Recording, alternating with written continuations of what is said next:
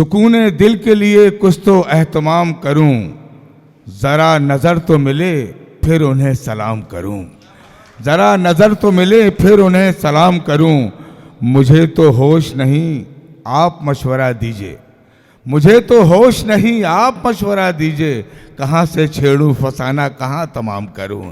क्योंकि खूबसूरत जो गुलदस्ता तैयार किया है जनाब इंजीनियर विनोद नयन साहब ने, प्रसंग का वो खूबसूरत आयोजन गालिबन 466वां आयोजन है।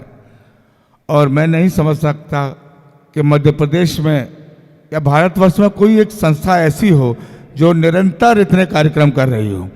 और आज इसी श्रृंखला में उन्होंने भाई राजेश कुमार लखेरा जी की कृति कोरोना का कहर, उसका अनावरण अभी हुआ।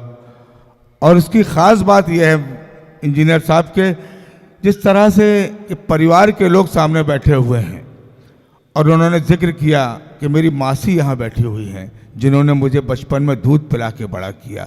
ये वो भावुक क्षण होते हैं, यकीन जानिए कि मैं उन्हें शब्दों में उन्हें बयान नहीं किया जा सकता। एक बार जोरदार तालियां लखेरा जी के लिए और इस खूबसूरत आयोजन के लिए जनाब इंजीनियर विनोद नयन साहब को।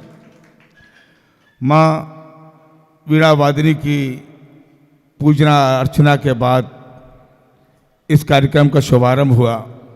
निश्चित रूप से माँ संसार की वो सुंदर कृति है जिसके बारे में पूरी उम्र लिखा जाए, पूरी उम्र पढ़ा जाए तो भी मुकम्मल नहीं हो सकती। कि अंधेरे देख ले मुंह तेरा काला हो गया, ए अंधेरे देख ले मुंह तेरा काला हो गया। माँ ने आंखें खोल दी घर में उजाला हो गया। माँ ने आंखें खोल दी घर में उजाला हो गया।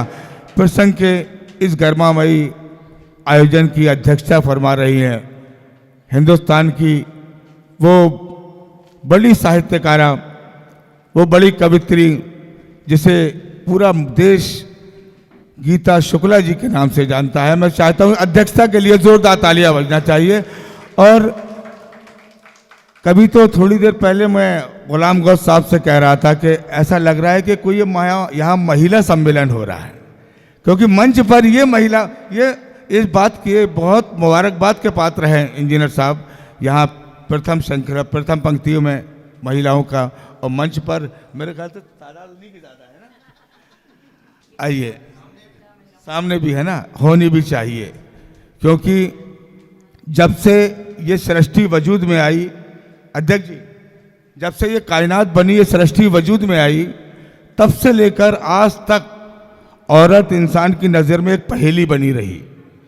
इसी औरत ने ममता के खजाने लुटाए मरियम बनकर, इसी औरत ने जहर का प्याला होठों से लगाया मीरा बनकर, इसी औरत ने सुलगती रेत पर मोहब्बत की दास्तान लिखी मीरा बनकर, लैला बनकर, इसी औरत ने सियासत का लोहा मनवाया श्रीमती इंदिरा गांधी बनकर, इसी औरत ने फजाओं का सफ़र तय किया कल्पना चावला बनकर, इसी औरत ने इंतकाम की आग बुझाई फूलन देवी बनकर।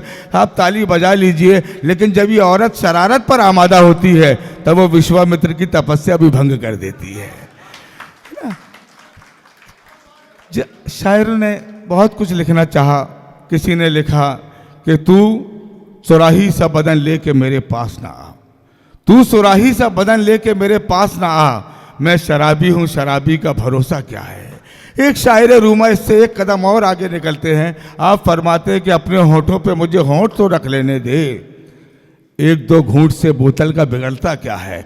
लेकिन इस औरत की जब अजमत का सवाल आया, इसकी प्रतिष्ठा का सवाल आया, इसके वकार का, इसकी बुलंदी का सवाल आया, तो डॉक्टर बशीर बद्र कहते हैं कि कोई फूल सा हाथ कांधों पे था, कोई फूल सा हाथ कांधों पे था, इसीलिए शोलों पे चलते रहे। और एक औरत जिसे दिल खोल के चाहा जाए, सिर्फ महबूबा नहीं माँ भी तो हो सकती है।